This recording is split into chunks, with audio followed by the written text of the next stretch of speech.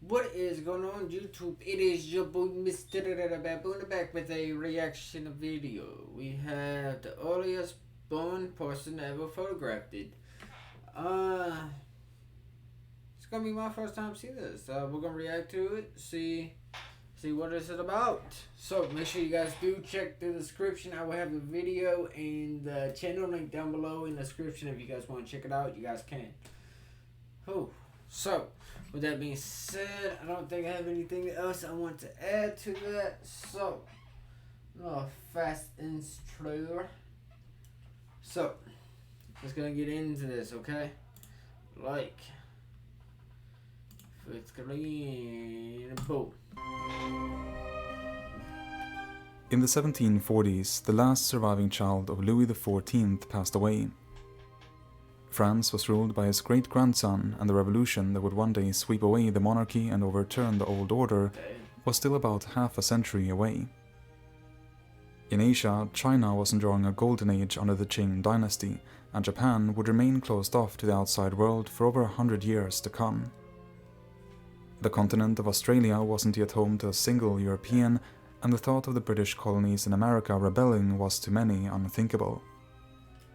In European art, the new big thing was the Rococo style, and in the courts on the continent, fashion was characterized by elaborate gowns, embroidered waistcoats, and wigs.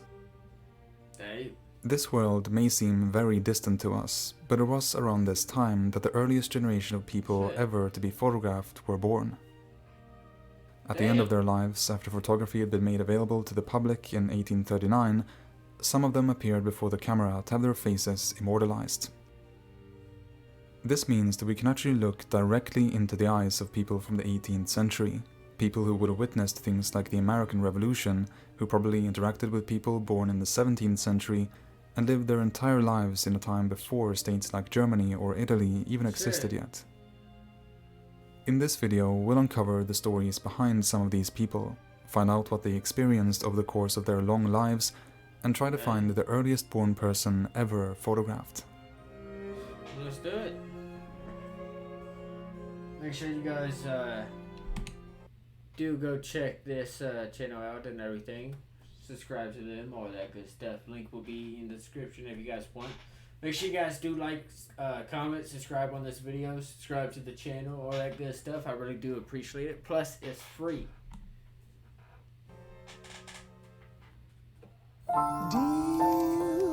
Let's do this.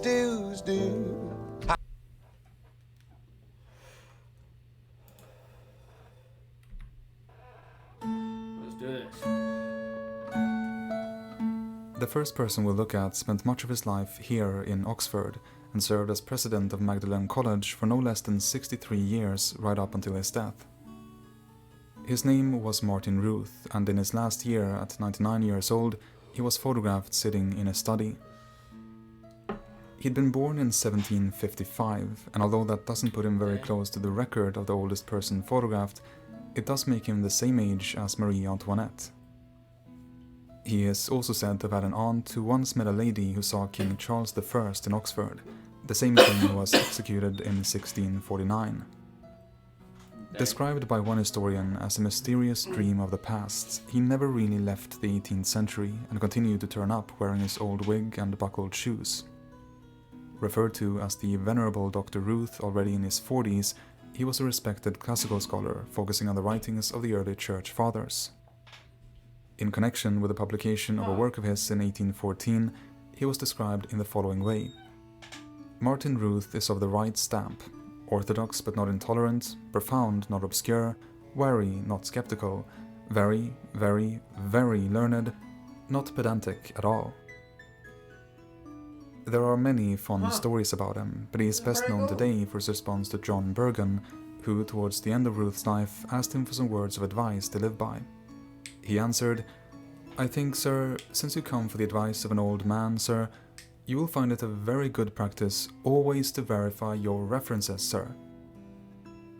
He passed away in 1854 and is said to have left behind, quote, "a vast void, strange and unaccountable." According to one story, his last words were uttered when he collapsed, taking a heavy volume from a high shelf in his library, exclaiming, "A worthless volume, sir, a worthless volume." Others claim that he died through chagrin at the fall of Russian stock prices in connection with the Crimean War, and that his last words, spoken to his housekeeper, were simply, "Don't trouble yourself." Dang. To find older subjects, we Don't crossed the trouble Atlantic to yourself, the United shit. States. Here, photography quickly became popular, and several people who were born decades before the country itself were captured on camera. One of them was Samuel Sprague, a Mason from Hingham, Massachusetts, who served in the Continental Army during the Revolutionary War. He was present at the siege of Boston and the battles of Trenton and Princeton. But not only that, as a 19-year-old, he took part in the Boston Tea Party as well. About this, he related the following. That evening, while on my way to visit the young woman I afterwards married, I met some lads hurrying towards Griffin's Wharf who told me there was something going on there. Shit. I joined them, and on reaching the wharf found the Indians busy with the tea chests. Wishing to have my share of the fun, I looked about for a means of disguising myself. Spying a low building with a stovepipe by way of chimney, I climbed the roof and obtained a quantity of soot with which I blackened my face. Joining the party, I recognized among them Mr. Etheridge, my master. We worked together, but neither of us ever afterwards alluded to each other's share in the proceedings. Having been born in 1753, Sprague died aged 90 in 1844. He and his wife Joanna lived in a house on Orange Street, now Washington Street in Boston, and their fourth son, Charles Sprague, went on to become a famous poet in the 19th century. Dang. Another veteran of the Revolutionary War was Conrad Heyer.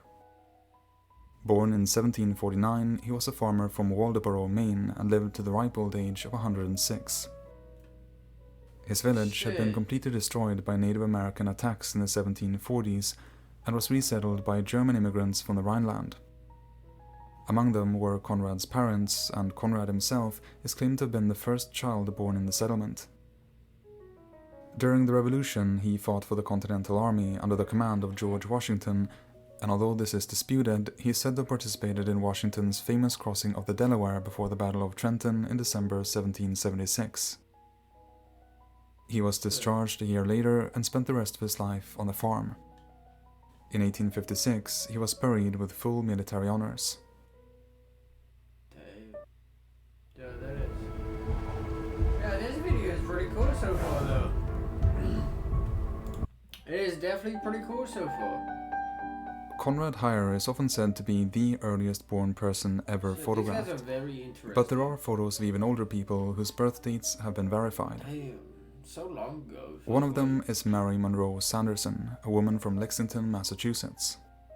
She was born in 1748 in a part of Lexington called Scotland because of the large number of Scottish immigrants who had settled there and reportedly kept a little of the Scottish accent all her life.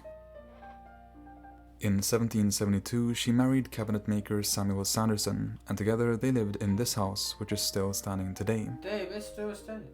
Yeah, that's a Samuel pretty was a house. corporal in the local militia, and 3 years later, he fought against the British in the Battle of Lexington, where the first shots of the Revolutionary War were fired. Oh shit. After the battle, when Mary returned to her home, she found that many of her things had been stolen and her cow had been killed. As if that wasn't enough, she discovered a wounded British soldier left behind lying in her bed.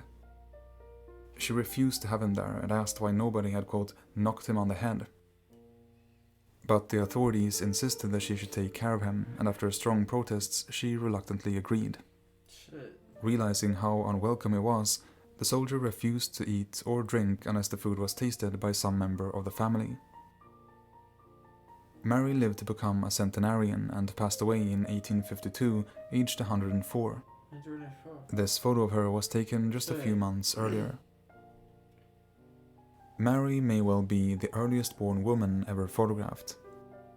The earliest born man, on the other hand, that has been verified is probably this gentleman.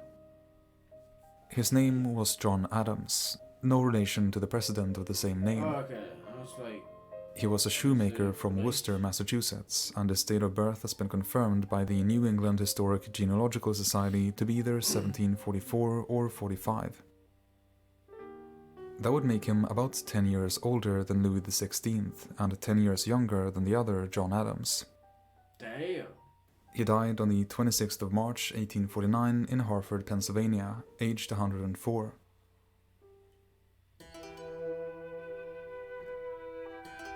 If we look at photos of people whose birth dates haven't been confirmed, however, we can go even further. The man in this picture is Caesar, an ex-slave from the state of New York who may not have been manumitted until 1841. That would make him the last slave to be freed in the state. According to a slip of paper at the back of the photo, he was born a slave of a Rensselaer nickel on his property in Bethlehem, New York in the year 1737.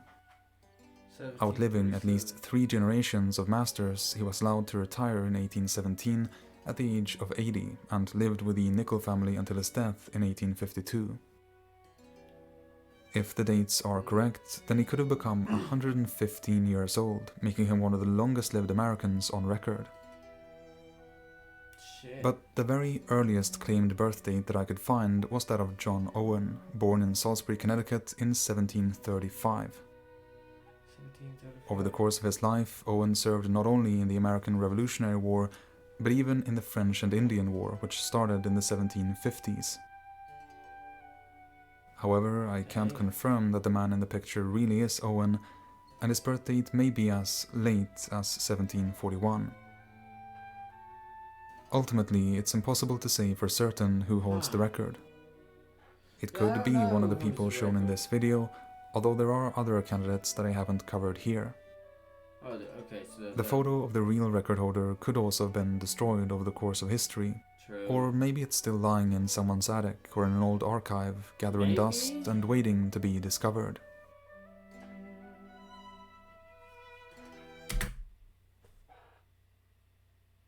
Shit. No, that video was definitely a really good video. It was definitely interesting. I don't know which one is actually the oldest picture or not. I don't know. Let me know what you guys' thoughts are. That video was definitely interesting. I didn't even know any of that. So definitely an interesting video to learn about. Let me know what you guys' thoughts are down below in the comments. Like, comment, subscribe, turn on post notifications.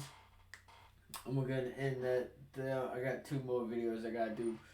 Positivity is key, motivation is key, happiness is key. You guys stay safe, all that good stuff. I will see you guys in the next video. You guys watch out for each other, all that good stuff. I'll see you guys in the next one.